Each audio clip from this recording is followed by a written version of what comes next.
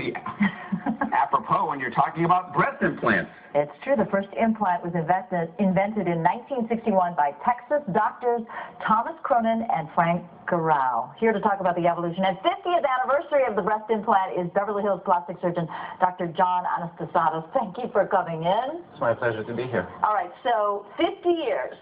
How has the breast implant changed in that time period? Well, let me allow you to answer that.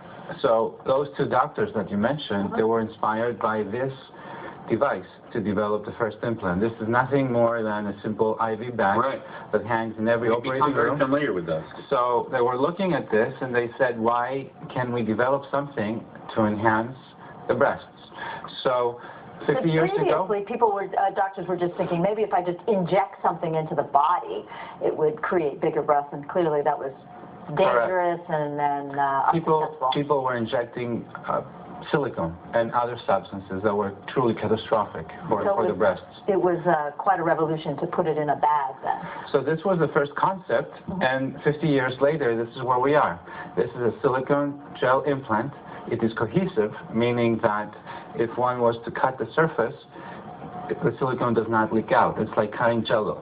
So this is the newest and most evolved form of breast implants. The ones that were developed back then contained a silicone elastomer that was liquid. So when the surface... That's when you hear about it like leaking into the body? Correct. Yeah.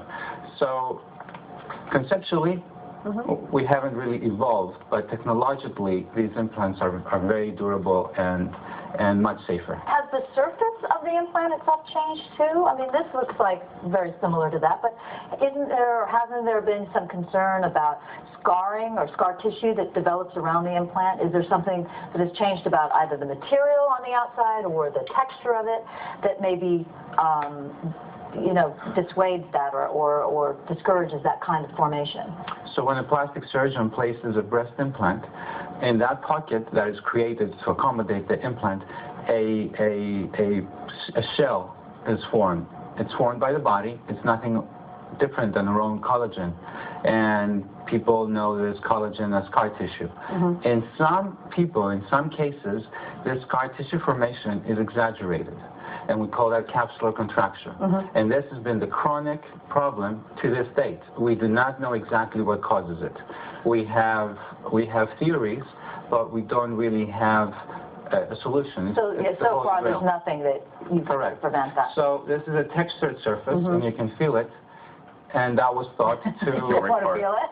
No, can I ask a different kind of question? Please. You pay cash for this, or in other words, it's not covered by insurance. Correct. We always talk about the economy. I mean, has this impacted your business? Certainly. Significantly? It's not just wealthy people, obviously, that want these procedures. But please consider this is one of the top 2 operations in the whole world. The number 1 being liposuction or liposculpture, and this is the second one.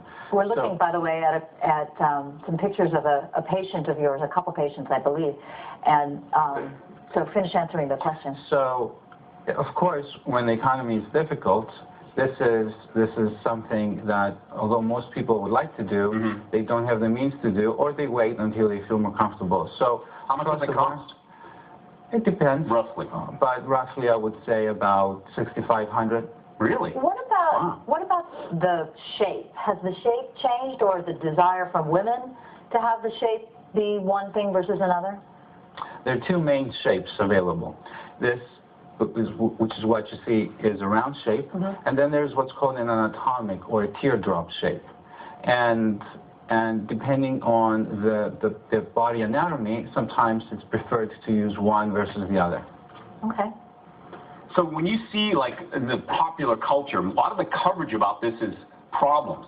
Certain celebrities, we not necessarily mention their names, maybe go overboard. Maybe you've heard stories about problems where they have to be removed. Yeah, are those rates going down? Because there were some suggestions that there was a connection. It was never proven, but some kind of link between autoimmune diseases and breast implants. So that's why this is so timely, because we have 50 years of experience. And this is global experience, not just the United States. So we're talking millions or billions of breast augmentations. So this is a large number and a lot of information. So there's nothing proven in that that breast implants cause any kind of disease. Okay. That includes cancer, that includes any kind of autoimmune disease, any disease for that matter. Okay. And 50 years of experience is something very tangible. Dr. John Anastasatos, thank you very much for coming in. Thank you as well. Appreciate it. So we come a look at the week that was.